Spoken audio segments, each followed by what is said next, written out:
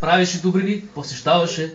Там, където има сирачета, там, където има вдовици, там, където има болни, посещаваше и правеше само добри неща. Слава Богу, че днес има такива сестри. Нека Бог да ги благослови. Преобразно това е църквата Христова, която също трябва да бъде благодатна, да бъде милостива, да се моли за болни, да привлича нови души и да прави благодеяние на сирачетата и на вдовиците. Слава и да блеске! Амин! Слава на Бога! Амин! Вчера, когато празнувахме, децата, които бяха до мен, когато казвах слава на Бога, често казвам, още гласовете къмтят в ушите им от цялото викане. Толкова викане, защото аз чувствах, че те празнуваха с цялото сърце, цялата си душа и с всичкия си ум. И тогава видях, че тези деца, това, което ние инвестираме, един ден ние ще жънем. Защото Словото ни казва, докато свят светува, докато има луна и слънце, докато има звезди, ще има сеитба, ще има и жътва.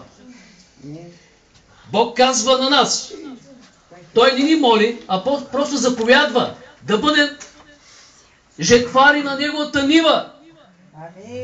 Ето нивата е много голяма, казва, изобилна. А жетвари, казва малко. Как малко е, Господи? Ето колко жетвари имаш от Твоята църква. В Дома Господа има толкова жетвари.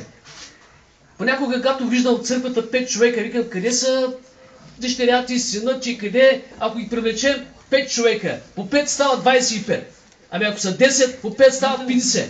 Ето оттам трябва да се захване църквата Христова да работи и най-вече, защото Павел казва на Тимотей, ако някой не помишлява за дома си или за своите си, той е станал повече от безверник, повече от невярващ, той е станал безверник, ако той не помишлява за своите си домашни. Така че, когато ти промишлява за своите си домашни, Бог казва, че наистина ти тръгна по правилният начин, по правия път, да извикваш своите близки, познати и далечни. Ако тази вечер дойде Господ, какво ще направиш? Искаш ли децата ти да погинат? Баща ти, майка ти, внуците ти, твоите близки, искаш ли да погинат? Не, разбира се. Ако тази вечер дойде Господ, аз съм сигурен, че всеки ни ще тръгне да хлопа по вратата и да каже, айде отдела Авела. Авлодъл, сокерна, ма пащо. Разбирате ли? Ето такава трябва да бъде църквата, будна, трезвена. Да бъде будна, трезвена. Един заспал, може да се буди заспал човек. Няма да може. Само който е трезвен и буден, той само може да се буди този, който е заспал. Така че църквата, Бог иска да бъде от 5 разумни, а не от 5 неразумни. Така, целият свят чества Рождество Христово. Ако някой дойде при нас или пък излизаме по улицата, града и ходим, нали, на работа, някой може да дойде при нас и да не пита.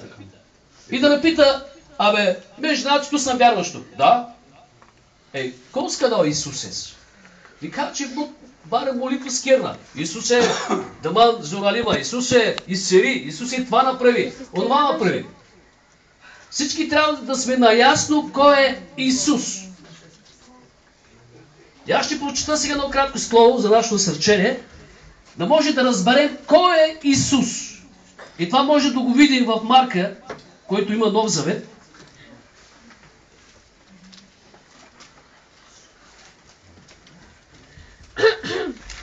Сега дойде време я да слагам очила.